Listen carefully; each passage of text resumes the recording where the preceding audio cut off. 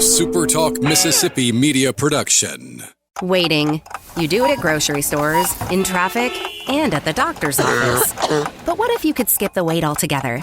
Introducing Trust Care Plus, a healthcare membership that makes feeling better even faster. Skip the waiting room and enjoy priority access at any Trust Care clinic. Sick kid? Text your care crew day or night. Get discounts on prescriptions and so much more. Wait no more. Feeling better just got a whole lot faster. Join Trust Care Plus today. Plans start from just $15 a month. Learn more at trustcarehealth.com/plus. Roll pre-record on my count. 7, 6, 5, 4, 3, 2. Roll A, fade up on A.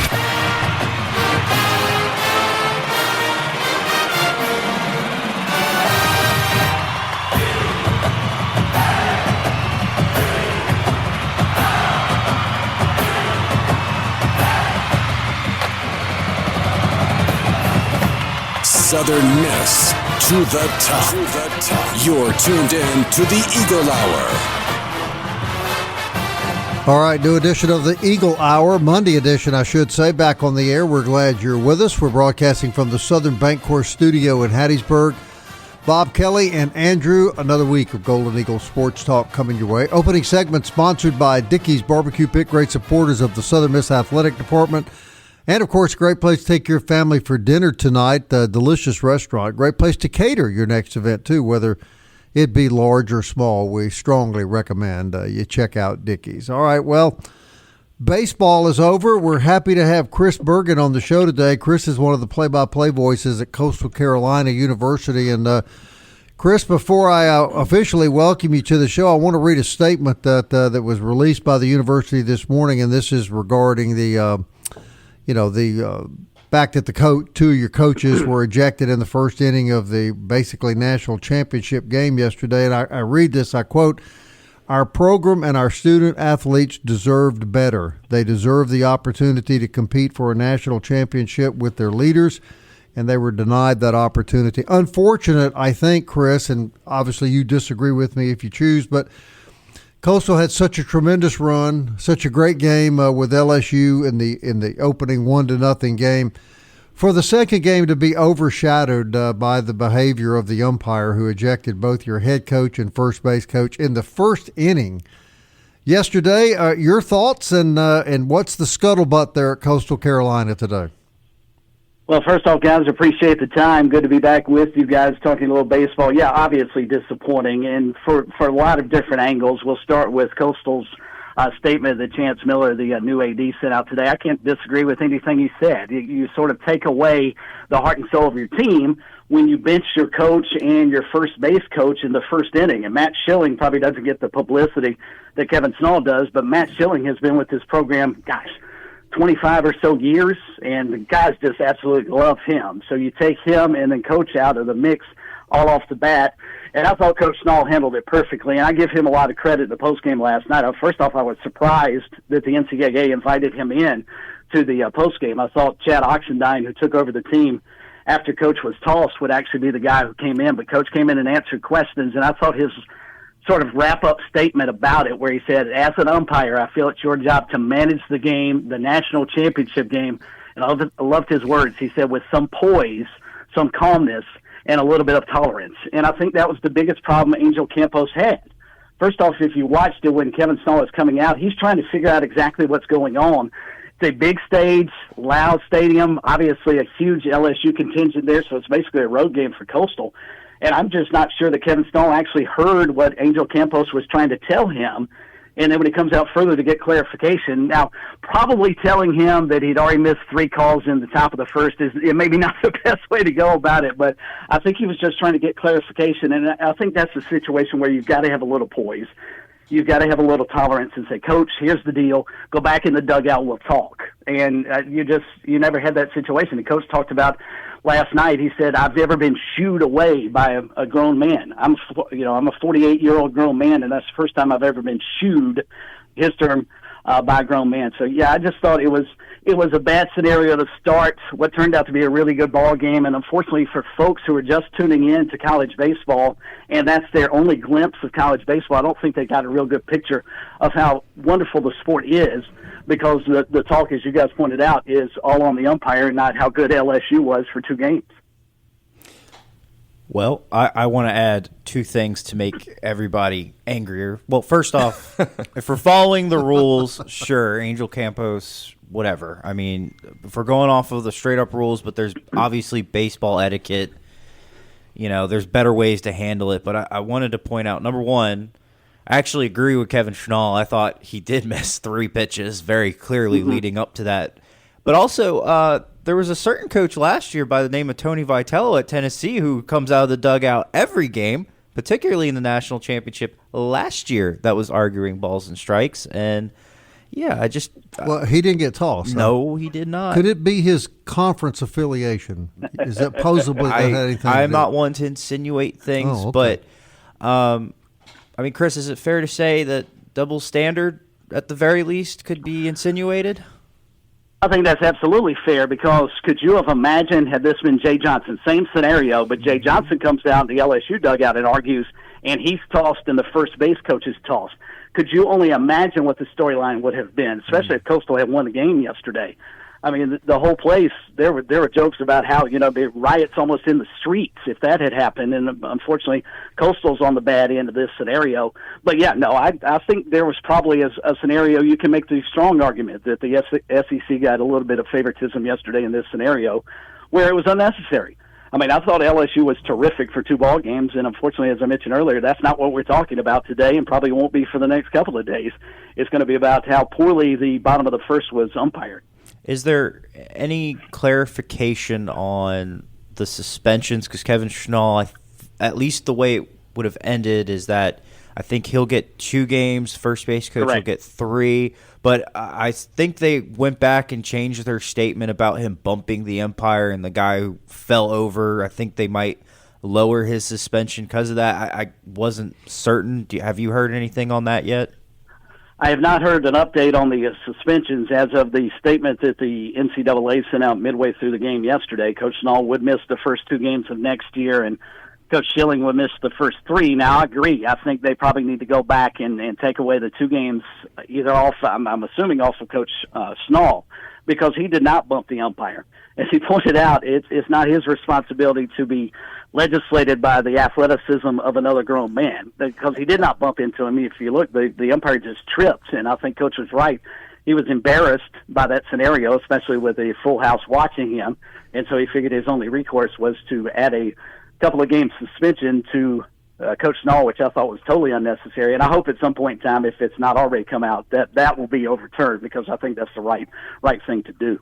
Chris, one of the things that I wanted to mention is, just as an outsider looking in, if I'm the head of the NCAA and I'm trying to hire a crew for a game of this magnitude, I know nothing about this home plate umpire, but I have learned about his, shall we say, checkered past in his career choice. I would never hire that guy because of that. I would want nothing in somebody's past to ever be called into question. And the fact that, we're all human. We have good days and bad days, and he clearly did not have a good day. But that's just stacked on top of everything else that happened. I think the NCAA has to take some responsibility for what happened yesterday.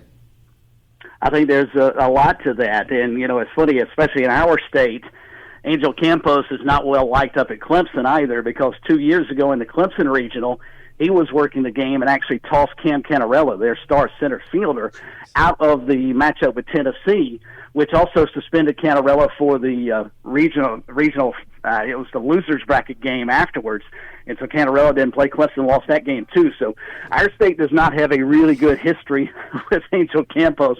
And guys, I've always longed for this, and it's not just baseball, but I think it's true of basketball. I think it's true of football. What I would like to see, and I think this goes to the credibility of umpires and referees, I would love for them to have to come into the post-game press conference and answer questions just like the players and coaches do.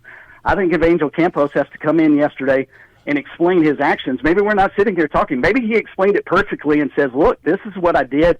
It's because of what I did, and it's because of what Kevin Snall and Matt Schilling did. That's why they were ejected. And then everybody says, okay, well, that makes sense. But we never get that opportunity because the NCAA, the NFL, whomever, always shield officials from public criticism. Yeah, one of the political debates in this country has been for 3 or 4 years is that, quote unquote, no one is above the law. Mm-hmm. Okay, I hear that. But to your point, that's pretty much what all the leagues are telling us, is that officials are above the law. They don't have to answer to anybody publicly for their actions.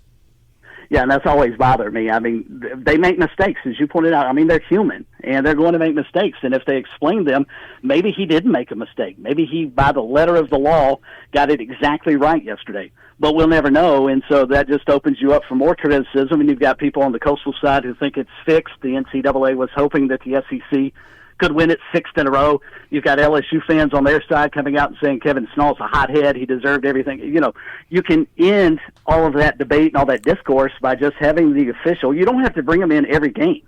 I mean, there was no reason to bring anybody in after game one, except for Kate Anderson. Just saw with him and how good he was. But when that's part of the story, you've got to have the official or somebody come in there and explain things to the media. Hey, we're talking to Chris Burgin, Coastal Carolina University, as the Chanticleers come up 2 games short of winning another national championship. I can tell you that the Southern Miss Nation was behind Coastal. I'm sure the entire league was. And I want to talk to Chris on the other side of the break about what can we do to get Coastal and Southern Miss head-to-head every year in league play. We're going to continue our conversation with Chris Burgin on the other side of this SuperTalk Eagle Hour break. Stay with us.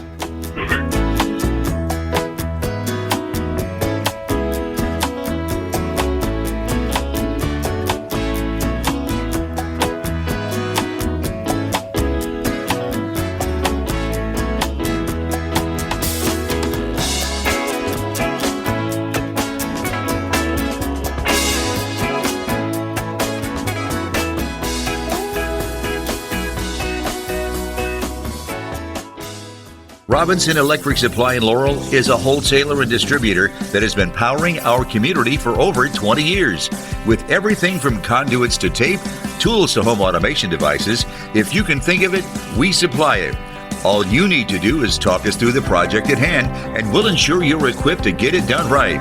To get all the electrical supplies you need, visit Robinson Electric at 519 North 13th Avenue or call us at 601-649-1317. Hey, Southern Miss fans, TrustCare Health is proud to support the Golden Eagles and help keep our community in top shape, whether you're cheering at the Rock or the Peak. TrustCare has your back with convenient walk-in clinics and top-notch care for your urgent, primary, and kids' care needs. From game day injuries to everyday health needs, TrustCare is your go-to team. Visit us in Hattiesburg and Laurel, and let's keep the spirit of Southern Miss soaring to the top. Visit TrustCareHealth.com for more details. TrustCare Health. Feel better faster. The Eagle Hour. Southern Miss to the top.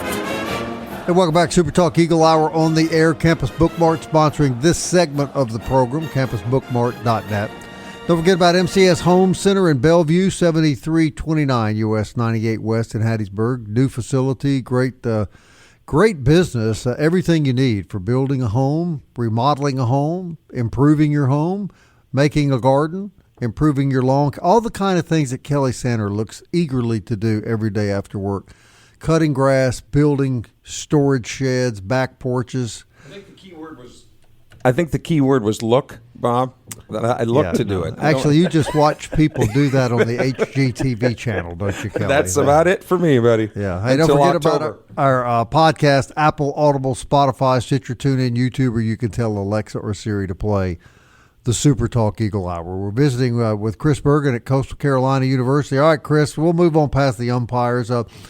Obviously a great year for Coastal, tremendous run there toward the end of the season. And I'm not saying, don't misunderstand this, I'm not saying that had Southern Miss and Coastal had a chance to compete over the weekend in a weekend series that the outcome of the regular season would have been different. I'm not implying that, but we'll never know.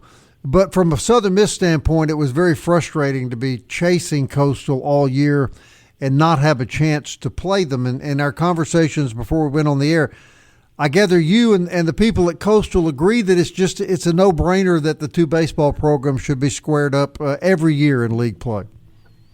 Well, first off, Kelly, I admire you because I hate yard work, especially at this time of year. If I can't get it done by about 8 o'clock in the morning, I'm not even trying. But so props to you, my friend. But no, guys, I think it would be great to have Coastal and Southern Miss playing a weekend series year in and year out. And I was telling you during the break, back when South Carolina's baseball team was one of the dominant teams in the country, the SEC, to me, missed a golden opportunity to have them and LSU play every year. They would play on occasion, but they didn't meet every year, which I thought they needed to. And if you're the Sun Belts, I think it's fairly obvious who your best two programs, top three programs in our league are. It's you guys, it's certainly Coastal, and it's probably Troy, and then Louisiana. I mean, you can look, and I think you can find 3 or 4 weekends that you can schedule all those teams to play each other. And I think it's a huge benefit for the league. It draws fans to the league. I mean, I can't imagine how it would be. I know how it would be here. I can't imagine what it would be in Hattiesburg if Coastal had rolled into town maybe the last week of the regular season with the regular season championship on the line, top seed in the tournament, and perhaps, a national seed on the line, how great that series would have been. Instead, we get to see you guys one time during the season, and that was in the tournament championship game. I think the Sun Belt really dropped the ball in the scheduling this year. And obviously that is a Keith Gill question as commissioner of the Sun Belt, but it just makes entirely too much sense I just can't come up with a reason as to why that doesn't happen. And again, not just in the Sun Belt, but in all the leagues. You pretty much know who's going to be strong and who's had a history of being strong. And if a program hits a dry spell, then you fade them out of the schedule and move the new guy on the block in. It would not seem to be that difficult. No, I would agree. And it's even in this transfer portal era where you're going to have a situation where one team will rise up because they hit on a bunch of guys to be able to fill the holes and they turn into a overnight success. I don't think you're going to see Southern Miss and Coastal. Let's just take our two programs. I don't see those two programs falling off the face of the earth after this year. They both should play next year. I think we've only played 8 times total. I think since you guys joined the Sun Belt, and they've all come as members of the league. I just think that the conference is missing an opportunity here to promote the league, promote how good baseball is, and it would probably help the RPI of both teams as well if you put them head-to-head, because you're talking about two teams that would have been top 25 RPI. That can only benefit the league on down the road in terms of getting other teams in, because, look, this year I thought the league deserved at least 3, and I was surprised Troy didn't get a bid. Maybe you help the conference's RPI by playing the top teams in our league maybe more frequently. Chris Burgin, I know one of the things that all teams talk about is their goal is to win the national championship, to go to Omaha and play in the World Series. But now that it's over with, and a guy who bleeds teal like you do, could you have even imagined that your guys would have pitched the ball as well as they did this year? They were, as a staff, throwing it, dude. Not to the degree as to how good they were, number 2 nationally in terms of team ERA. I did have a little insight that they were going to be pretty good. I'm not around the baseball program as frequently as Joe Katz is, who is the radio voice of the baseball program, but I'm over there enough, especially at the tail end of football season, and when basketball and transition season goes along, when they're starting to go through the fall. And coming out of fall, I think they all believe that if Morrison was totally healed from his Tommy John surgery, they thought Cameron Flukie would be outstanding. They knew what they had in Riley Eichhoff. He's a veteran senior that's pitched in a lot of regionals. They knew they could be good. Now, I'm not sure even Kevin Stahl and Matt Williams would have told you they would be as good as they were. And I think a lot of that credit also needs to go to Matt Williams, who came over from South Carolina with the regime change over in Columbia when Paul Maneri came in to take over. He did not keep Williams, and considering how poorly the Gamecocks pitched did this year versus how well the Chanticleers pitched did this year, that may have been a mistake. But USC's loss is certainly CCU's gain, and Matt Williams, I thought, did a heck of a job with that pitching staff this year. Were you surprised as to the success Kevin Snall had this year? I mean, I know he's been with the program, but a first-year head coach is a first-year head coach. Regime change happened. I mean, were you surprised by what he was able to do in year one? Certainly, I'd be lying if I told you they could reel off 56 wins and set the program record for most wins in a single season win 26 straight, all that stuff, and then nobody saw it coming. But in terms of just overall success, yeah, I believed he could have it because here's a guy who's been the recruiting coordinator under Gary Gilmore for as long as he had. So he knew all the players that he was coaching. He brought, for the most part, he brought all those guys in. So he understood exactly what he was getting in terms of the players, and then also the culture never really changed. I mean, if you watch Coastal play last year versus Coastal playing this year, there's really not a whole lot of difference in terms of style of play and how they did things. So I think the plans were already in place for him to be successful. Now, I'm not going to tell you, as I mentioned, that they were going to win 56 games, but I thought clearly they could be an NCAA tournament team going into the year.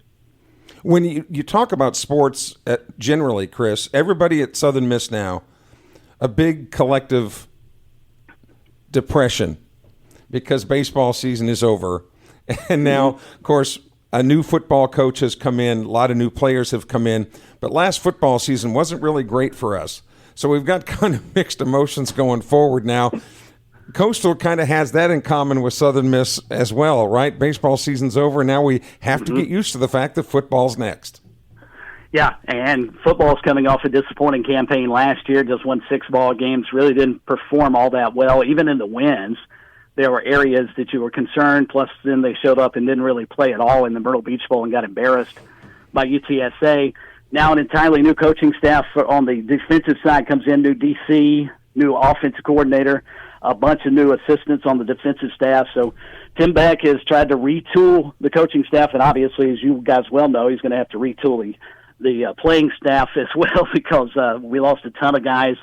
The only quarterback we've got returning is Tad Hudson, whose only game experience after transferring from North Carolina, where he redshirted, was in the bowl game. So he's pretty green and raw in terms of his knowledge. And now that you have a new offensive coordinator, he's learning a new system. Braden Bennett, our best running back, is now going to play for Virginia Tech. So I have no idea. We met with the coordinators a couple of weeks ago, and they said all the right things. But we won't know until game 1 against Virginia. I'm not sure just exactly what Coastal has on the football field this year.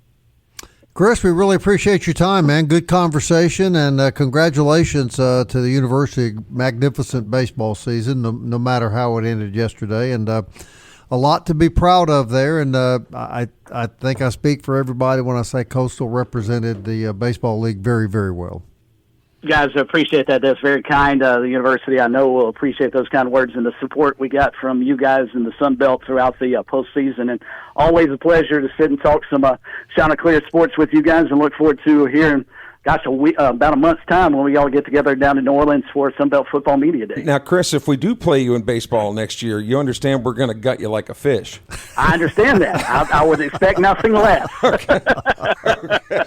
Hey, Chris, thank you, buddy. We appreciate you, man. You're quite welcome. Thank you, guys. Chris Burgin, everybody, from Coastal Carolina. Understandably, these folks out there are upset today. Understandably so. Well, and they're handling it better than I am. Yeah.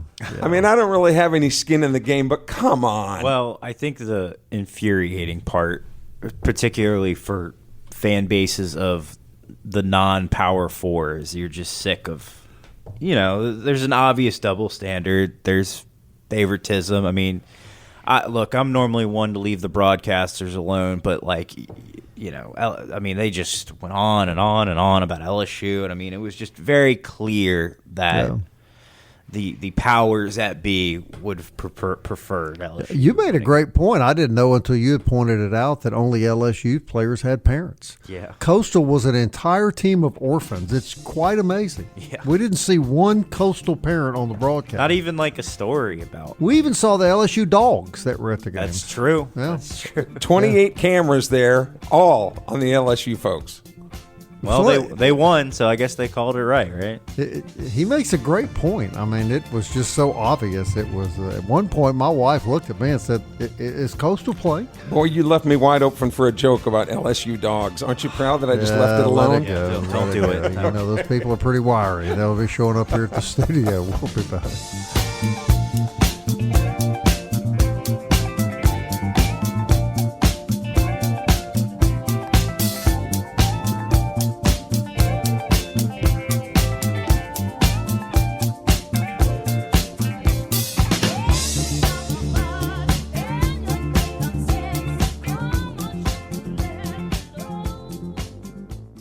You're tuned in to the Eagle Hour. The Eagle Hour. Southern Miss to the top.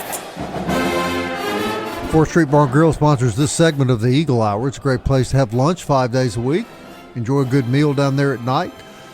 Always plenty of athletic events on the TVs at 4th Street Bar and Grill. Great camaraderie and just a bunch of good guys to hang out with. So we hope that everybody will support 4th Street, as well as Genesis of Hattiesburg, the official auto dealer of the Eagle Hour, where you'll find sedans and SUVs as fine as anywhere. You can visit their beautiful showroom. It's on Highway 98 West in Hattiesburg. I want to thank Chris Burgin from Coastal Carolina University for joining us. And, okay, Andrew, you've got a little well, first of all, let's talk about the final top 25 baseball rankings. Yeah, so Baseball America as well as D1 Baseball put out their final top 25.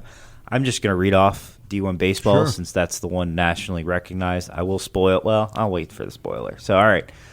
Want to guess who's number one? The home plate umpire, Angel. There you go. LSU 1, Coastal Carolina 2, Arkansas 3, Oregon State 4, UCLA 5, Louisville 6, Arizona 7, Murray State is number 8. Good for them. North Carolina 9, Florida State 10, Auburn 11, Tennessee 12, UTSA number 13. This is the only team I disagree with on here. West Virginia at number 14, who I felt performed the poorest in the Supers. Duke comes in at 15, Miami 16. Texas is at number 17, Vanderbilt 18, Georgia 19, Oregon 20, and this will make some people mad, Ole Miss 21, Southern Miss 22. Clemson 23, Georgia Tech 24, UC Irvine number 25, and spoilers, Baseball America has Southern Miss at 21. After ignoring Southern Miss all year, Baseball America ranks them a spot ahead. That makes a lot of sense. I'm sure Perfect Game still doesn't have them ranked. Yeah. But how could all of these guys, and again, this is just for entertainment and it sells publications or clicks or whatever you want to call it these days, but how could they have been so wrong about Vanderbilt all year long? I mean, number one, and now the final, they're 18th. Yeah. Well, I mean, I think because this year was, I mean, I think we'll all agree, this year was very, although LSU ended up winning it in the end, it was a very, like, anybody could have won it this year. There was a lot more, I felt like transparency. And we saw that when all these host teams started losing because they were the typical, top 25 teams. And it just, I just think this was kind of a wilder year in college baseball. Again, having said all that, one of the Blue Bloods won it. So. But you did mean that one of the SEC teams could win it. Not just anybody could win it. Yeah, I guess so. Look, I know what SEC people, if they're any that listen to this show, are saying about us right now. Old sour grapes, blah, blah, blah, blah, blah. But honestly, Andrew, as a guy that covers this for a living, I mean the favoritism and the bias toward them is just so apparent. You've either got to be a blind LSU or not LSU, a blind SEC fan, or you're just not being honest to say that they get every benefit of the doubt. I mean, I won't say every, but sometimes, yeah, it's very apparent. It just felt very apparent, and at least for me watching the broadcast. I'm never going to say the games are fixed. I can't say that. Right. I'm not saying that. But yeah, I mean, we see it in the committees, and not just baseball. We see it in basketball. Although it's if you're a P4, there's obvious bias. I mean, we've known this for decades. But what is most sad about that statement is they don't need any help. They have a lot of these teams, including LSU. Chris Burgin was so gracious to say that all this other peripheral stuff that was going on, it almost cheapens what LSU did on the field. Yeah. In reality. Mm-hmm. It's cheapening what the LSU players did. Mm-hmm. They don't need any help. They can win it on their own. And I just think that it does. It puts an asterisk, or it just taints any type of victory that any SEC team has when there is a perception of impropriety. And well, LSU had I know LSU fans him and hawed that Coastal had the easier side of the Omaha bracket. Oh, come on. And maybe there's a little truth to that. Yeah. But, God, I don't think a team had an easier road to Omaha in the country. No, it should have been sponsored by the Little Debbie Cake Company. I mean, it was just ridiculous. I mean, their regional was by far the easiest. Rhode Island and Arkansas Little Rock, Andrew, and West Virginia. And it was not the best. I didn't think Dallas Baptist was deserving of a 2 seed, quite frankly. I thought they should have been a 3. It was not their best team in recent years, and it was apparent that they had a very easy road. And West Virginia, I think, was the worst super regional. I don't know how West Virginia made it to the Super. Well, in case you guys didn't hear it, in the 471 times they said it yesterday, it is their 8th national championship. I don't know if you caught that during the broadcast at any point. I don't know. I'm kind of like Andrew. The broadcast team I thought was so poor. It kind of a lot of the stuff went in one ear and out the other. And I will give them credit. I mean, they did in the pre-games. The first pregame, not the second one. I mean, they were quick to point out that this is like Coastal Carolina is not Cinderella. Like, this is a team that has been here before. They're a consistent program. I want to give them props to where it's due. But I do think it was interesting how, going back to the umpire call, man, when every writer on D1Baseball.com, and these guys are very down the road, in the middle, man, when they are calling for it felt like they were calling for the umpire in the NCAA to no end on online the other day. I mean, I was kind of mind blown because they normally never do that. Yeah, and before Andrew's going to be leaving us for an extended period of time here as he does some world gallivanting. Vacation, I need it. He's a world traveler. You didn't know that when we hired him, did you? Northern part of the northern part of the United States. You chartering, Andrew? No. Then he's going over to Europe. Unless somebody wants to, save me some dough. I don't mind. He's either wanted by the IRS or he's just taking some time off. Anyway, probably the IRS. All right. So before you leave, Andrew, let's talk now about Southern Miss guys. We're getting little more bits and pieces as to who the Eagles are probably going to lose. Yep. Okay. Not looking good. And see, I really thought, and I'll back it up, that I thought that there was a chance the Eagles would get Cook back next year. But now, from what we're hearing from the combine, and Andrew can fill in some blanks, Cook is on everybody's radar with a bullet. I mean, he's like a Michael Jackson record. He is shooting to the top. A lot of teams. I thought he would be the second Golden Eagle taken in the draft behind. I think JB is going to be in the 30th range. But he left a major impression at the MLB draft combine, which he was one of 2 Golden Eagles too. And what I hate about the combine is they don't release the full results. Right. I don't understand that.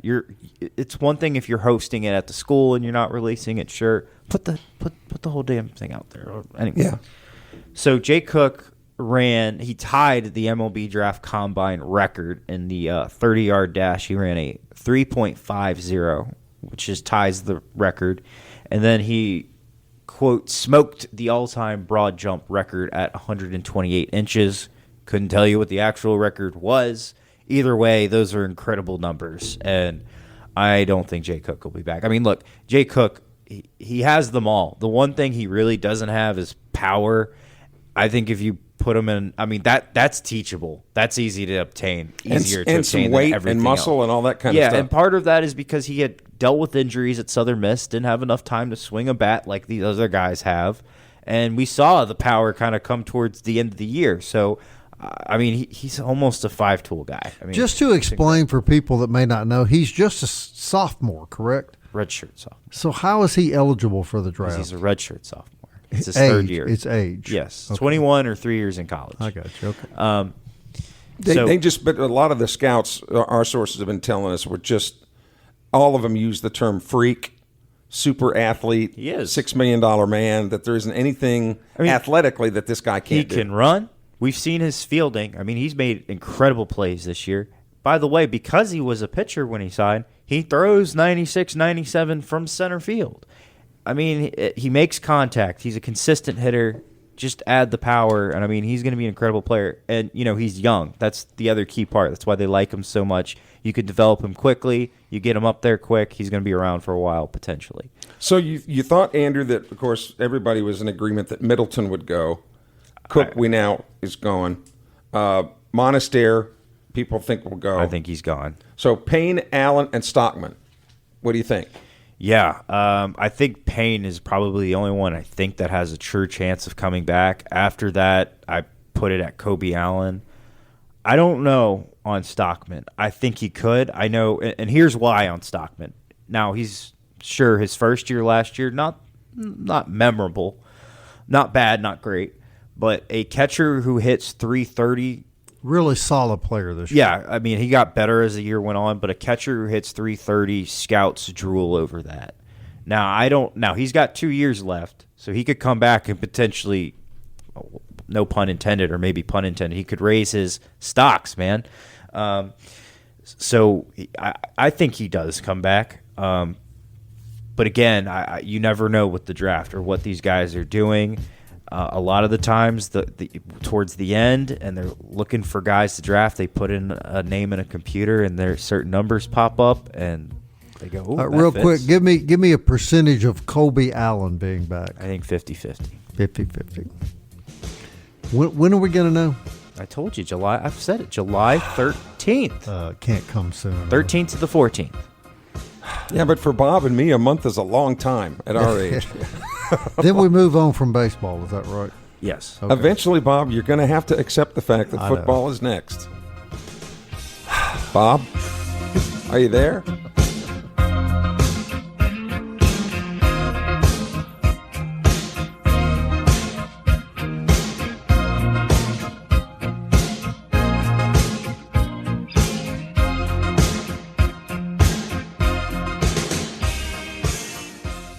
Robinson Electric Supply in Laurel is a wholesaler and distributor that has been powering our community for over 20 years.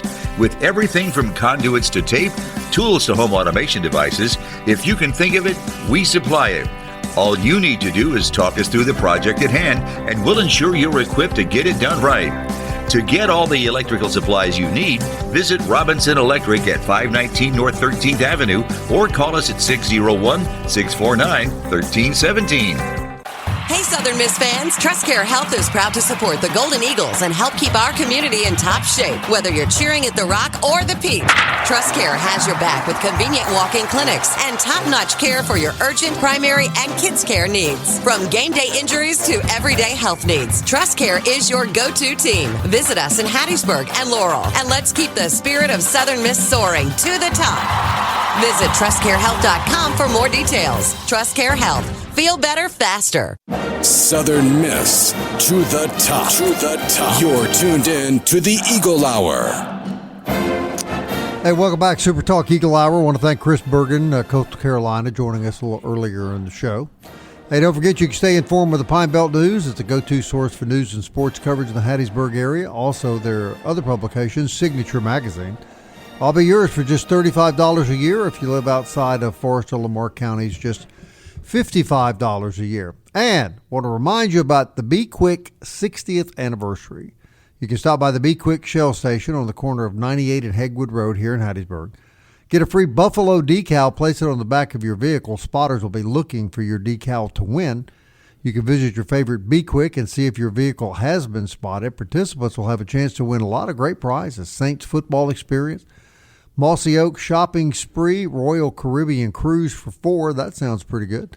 Or a Biloxi offshore fishing trip. Proud supporters of Southern Miss, Be Quick, celebrating their 60th anniversary. And that's through the month of July, Bob, just through the month of July. So you've got until the end of July to get your Buffalo sticker on the back of your car. And take your kids to DBAT on Hardy Street for baseball to softball training. Luke Reynolds, former Golden Eagle and really great baseball player, former All-American. I was actually reading about that this morning. He's the manager at DBAT.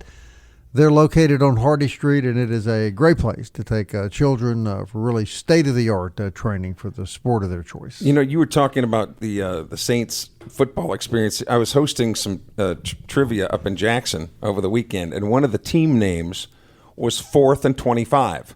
That was their team name, 4th and 25. I said, if you're a Saints fan, you better get used to hearing that this year. Yeah, that's probably right. And they got mad at me. Well, it looks a little gloomy down in New Orleans. Some of the people were going, dude, that just ain't right. And I said, well, if you think Spencer Rattler's going to lead us to the promised land, I said, I don't know about that. We got Keller Bradford on the show tomorrow, is that right? He is. He is taking his new position at Liberty University in Lynchburg, Virginia. He's going to be the pitching coach there. So Coach Ostrander has, at least right now, a tentative opening. Does that make room for Danny Lynch to become a paid assistant, Andrew, you think? Well, that's what Coach Oz said on at least insinuated on Friday. Yeah. So I encourage people to go listen to last week's I think episode. that's a good idea. We asked about that. Good idea. I assume they could be giving more money to other people too, which I think would be. I mean, they'll have suitors for some of their. Well, just assistants. speaking for the women that sit around me every year at baseball, the women all over the town will be delighted to hear that Danny Lynch ain't going anywhere. The dad bod. Danny Lynch is the man. He's the heartthrob. Yeah. Well, look at Andrew. You can tell that affected Andrew. Is that the way you feel too, Andrew? Danny Lynch very attractive to you? I'm not even going to respond to that, Bob. This is a children's show.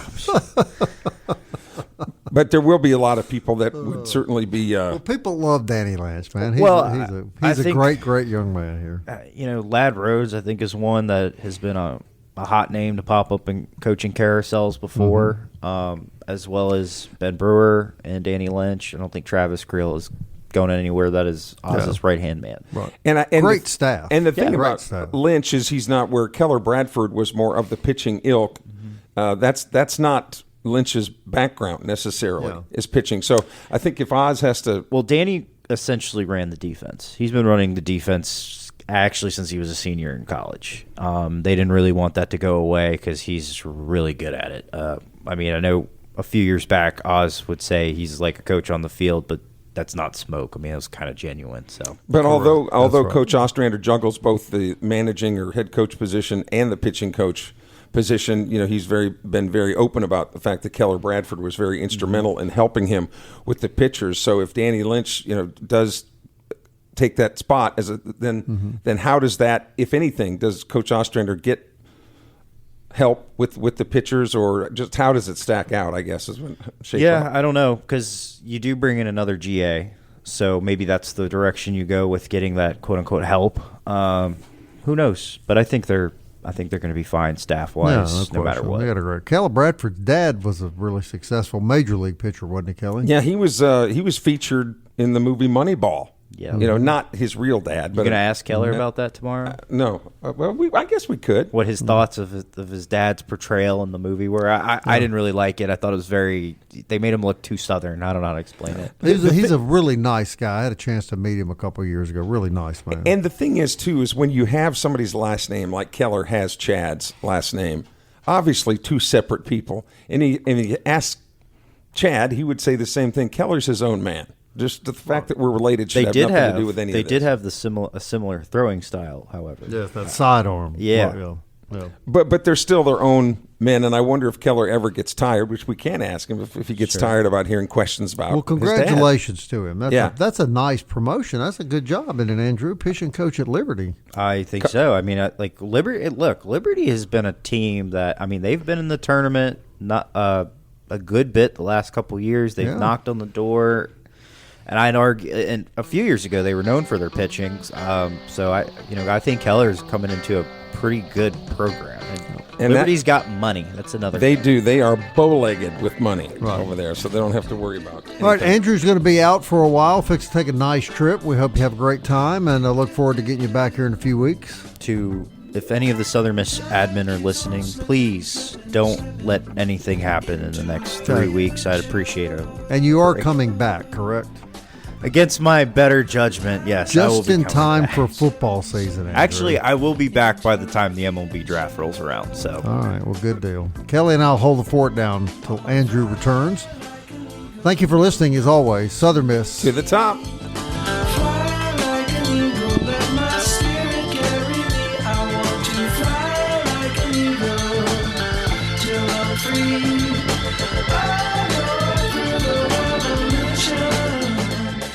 Waiting. You do it at grocery stores, in traffic, and at the doctor's office. But what if you could skip the wait altogether? Introducing Trust Care Plus, a healthcare membership that makes feeling better even faster. Skip the waiting room and enjoy priority access at any Trust Care clinic. Sick kid? Text your care crew day or night. Get discounts on prescriptions and so much more. Wait no more. Feeling better just got a whole lot faster. Join Trust Care Plus today. Plans start from just $15 a month. Learn more at trustcarehealth.com/plus. A SuperTalk Mississippi media production.